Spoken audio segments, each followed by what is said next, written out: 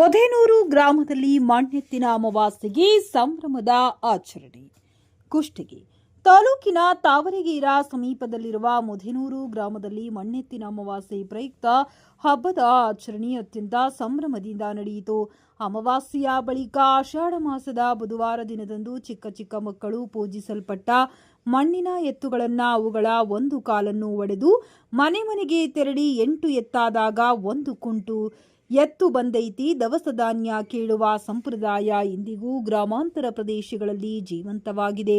ಈ ಹಿನ್ನೆಲೆಯಲ್ಲಿ ಮೊದೇನೂರು ಗ್ರಾಮ ಪಂಚಾಯಿತಿಯ ಮಾಜಿ ಅಧ್ಯಕ್ಷ ಲಾಡಮ್ಮ ಲಾಠಿ ನಿವಾಸಕ್ಕೆ ಆಗಮಿಸಿದ ಮಕ್ಕಳು ಕೆಲಸ ಧಾನ್ಯಗಳನ್ನು ಪಡೆದುಕೊಂಡು ಹೋಗುತ್ತಿರುವ ದೃಶ್ಯ ಸಾಮಾನ್ಯವಾಗಿ ಕಂಡುಬಂದಿತು.